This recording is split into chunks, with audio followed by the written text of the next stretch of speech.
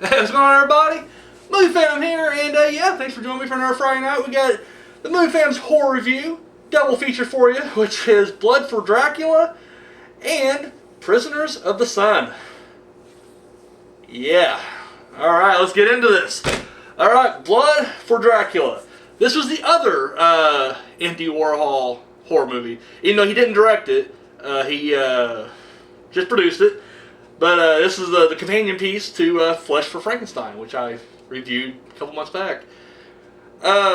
This is the basic storyline is Dracula, which is a great performance by Udo Kerr, who also did the Frankenstein, Dr. Frankenstein as well.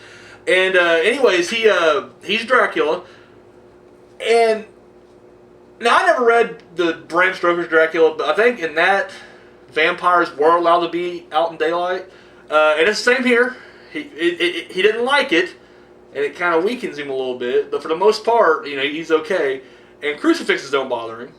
However, the one thing that he can, like most vampires, is he has to feast on blood, but not just any blood. No. Has to be virgin blood. And guess what? There just ain't a whole lot of virgins in his neighborhood anymore. So he has to move to Italy.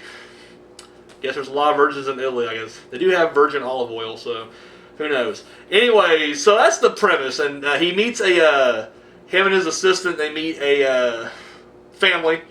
And there's 4 daughters.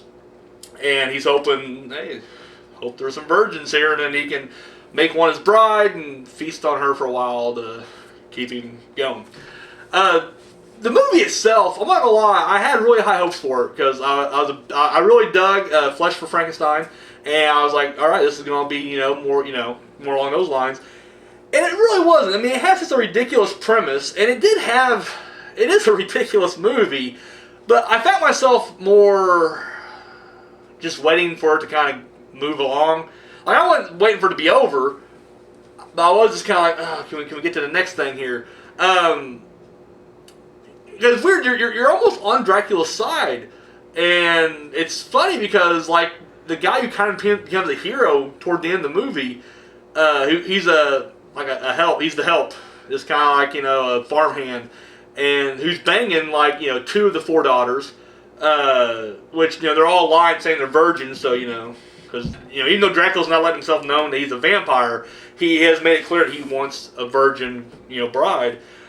So the whole time he's banging these 2 chicks, he keeps preaching about the revolution, like it's coming, and we're gonna take over. And it never happens, and he's just such a piece of shit. Like the whole movie, the guy is just like he's so rude and just kind of a dick, and you're just kind of like really. But then toward the end, it's like he's the hero, and you're like, what? Really? Like this guy's the I don't know. Little things like that kind of rub me the wrong way this whole time. Really, the best part about this movie, I gotta say, is Udo Kerr's, I think I'm pronouncing that right, his performance as Dracula. Like, seriously, I can get behind this Dracula. Like, if he would have done more, I would be like, yeah, he maybe, could have been the best if he would have kept going. But to my knowledge, he only did this one. I think he did other vampire roles down the road, but I think this was his only Dracula. And if I'm wrong, let me know down below.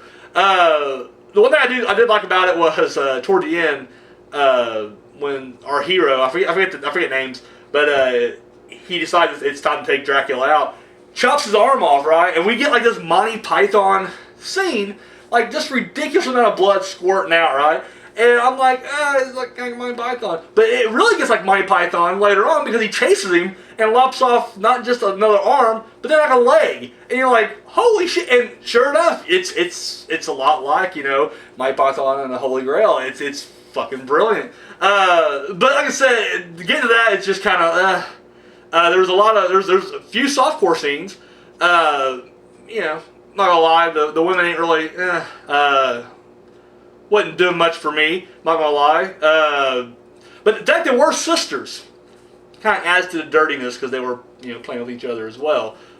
But that's the only novelty that it had going for us. So, but other than that, I don't want to say a whole lot because there ain't really a whole lot more to say about this movie. If you're a fan of like trash cinema and just oddball movies, I would say check it out. I mean, it definitely is worth checking out, especially because, like I said, I wanted to see it. I was all pumped to see it because of the Flesh for Frankenstein. But at this point, I'm just kind of sick of Dracula movies. I've seen so many, especially just recently. The original and Bram Stoker's '92 one, and I watched whichever one that had Donald Pleasance as like the rival or whatever. I watched a bunch of them in like a short period of time. I'm at Nosferatu's another one, and I feel like there's another vampire movie now, but I'm fucking Dracula'd out right now. And so I was hoping like this would kind of be a good change of pace, and it was a change of pace, but that wasn't what I was hoping for. But like I say, I don't know if you're a fan of if you're a fan of Flesh for Frankenstein, I would definitely recommend it. But I will say I think Frankenstein's better than this one, but that's just my opinion. So, yes, and moving right along, I don't know if I mentioned here, 1974, this is 2013's Prisoners of the Sun. Son of a bitch. This movie, I knew I was in trouble right off the gate. Like, as soon as the fucking opening narration started, I was like, oh, this is going to be bad. It has fucking the dwarf from Lord of the Rings in it. Like, that guy, I just assumed this guy was like a high-class actor because, like, he was in fucking Lord of the Rings, right? And then, like, I have seen him in nothing but, like, bad sci-fi movies and, like, straight-to-video garbage, including this movie right here, Prisoners of the Sun. And the basic premise is, and this is, I'm not gonna lie, like, I honestly didn't know what the fuck was going on.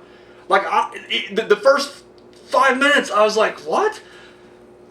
Aliens came down, we helped build the pyramids or whatever, blah, blah, blah. But then, like, the pharaohs turns on the aliens, or the aliens turn on the humans. Either way, and then, like, the aliens are vanished, but they come back every time, like, the stars are aligned a certain way, but you gotta have a key to open this tomb. And I don't know, it's something along the lines of that. And if you really are like, what the fuck are you talking about, Phantom? That's about as good as they explain it. Like, I'm not gonna lie. I'm fucking lost, and I watched it.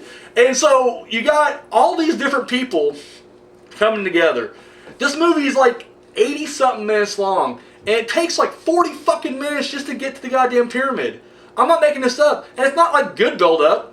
You know, it's not like Alien, when, yeah, it takes 40 minutes before the alien makes an appearance, but guess what? That's good fucking 40 minutes. That's good filmmaking, great acting, awesome story. No, we don't get none of that here. Like, it's just the most boring. It's like if you got like say they made like a big epic movie, like I'm talking like 5-6 hour long movie, and they had all these deleted scenes. That's the first 40 minutes is just like deleted scenes that no one gives a shit about. Ridiculous. So, anyways, these strangers get together and they go into this. The way they get in the pyramid is ridiculous because what happens is they're in this big sandstorm. Because they're at their, like, let's just pretend like right here is where they set up the camp, and they're archaeologists, and they're digging, looking for shit. And there's like a mountain right here, or not even like a mountain, just like a big sand dune. And then like the sandstorm comes and blows the sand away, and it's like there's a pyramid. And they're like, my God, I'm like, how did you guys not even like know that was there? Like, you guys are digging and shit. Like, I guess sort of, like, I'm sure if I was an archaeologist, I'd be a shitty one. I'd be a lazy one. But I'm sure like maybe I could miss it. These guys should be good at their job. And I'm like, and it was just sand. You mean tell me you didn't think? I don't know. It just seems very hard to believe that fucking giant pyramid was next to him the entire fucking movie, and they had no idea. But anyway, so they take the key, because somehow, like, the key's like on the black market. Fuck it. And so they go down there, and so it's like 42 minutes in, and they finally go into the fucking pyramid. At this point, I'm just done. Like, I'm literally just like, I'm checked out. Like, this is fucking dreadful. And then they go down there, and like, Mummy comes back alive.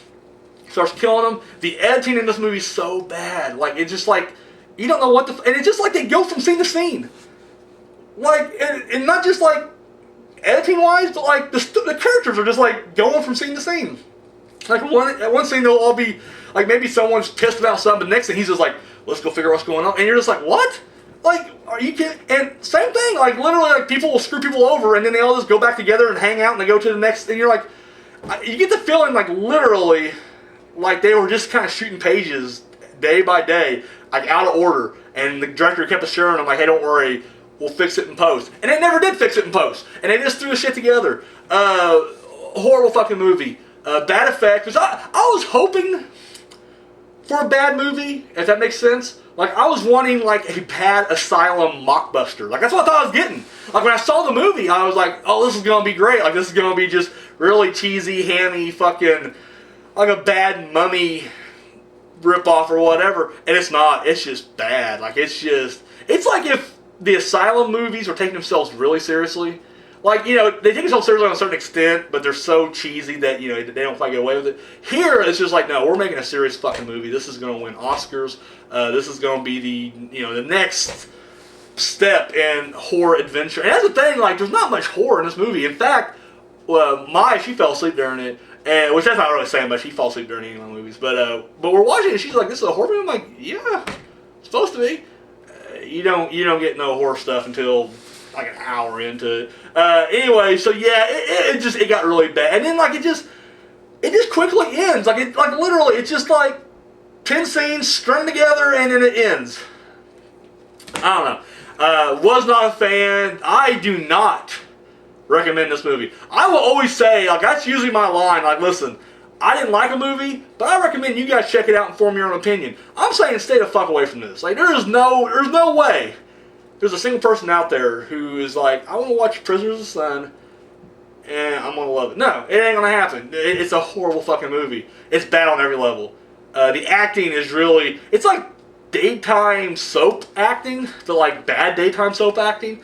Like, these guys couldn't even get a job at the daytime soaps. Like, it's how bad the acting is in this. Which the effects, I'm not going to rag on too much because I was hoping for even cheesier effects. And that, you know, like I said, I had a certain bad in mind, and then I got this kind of bad over here. So but it's bad all around. Like, it's a shit movie. It really is. There's a couple of double twists in the end. Like, there's a screw job. Someone's, one of the good guys is turned out to be a bad guy, and you're just like, wait, what? And you don't care. That's the bad thing. You don't care. You're not invested at all in any of it. It's garbage. So yeah, Blood for Dracula. It's one of these numbers. And then Prisoner of the Sun is a complete. It may be one of the worst movies I've ever reviewed ever. Like, seriously, like. All I can think of that comes close to this being a complete piece of shit was like the 1925 movie Monster, and that was just boring. It's along that line, just bad. Like, storyline ain't bad. Like, if you give me the plot, I'm like, that don't sound like a bad movie. And then you see the execution, you're like, oh, that sucks. That's this movie, so. Alright, guys, hope you guys have an awesome weekend, and I'll be here Monday, so catch you guys later.